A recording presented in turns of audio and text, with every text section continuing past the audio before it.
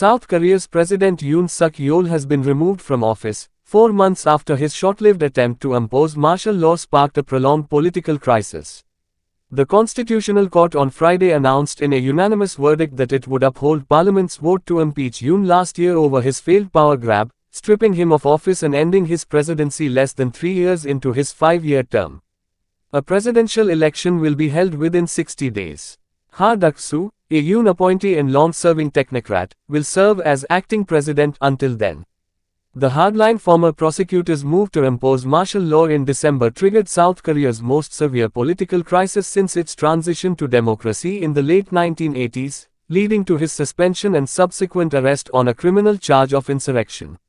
Yoon told the Constitutional Court in February that his overnight martial law decree and decision to deploy troops to storm the country's parliament had been necessary to alert the public to the wickedness of the left-wing opposition. But, announcing the court's ruling on Friday morning, Acting Chief Justice Moon Hyung-bae said Yoon had violated the basic principles of a democratic state. Moon described how in an attempt to prevent lawmakers from voting to reject his martial law decree, Yoon had dispatched soldiers to the National Assembly with orders to break down the door and drag the lawmakers out.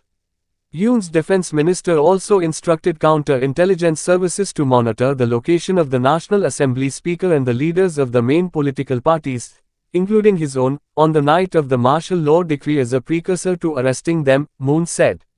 Military officials also illegally inspected the Electoral Commission's computer systems and monitored the locations of senior members of the judiciary, including a former Supreme Court Chief Justice, said Moon. Yoon mobilized military and police forces to dismantle the authority of constitutional institutions and infringed upon the fundamental rights of the people, said Moon.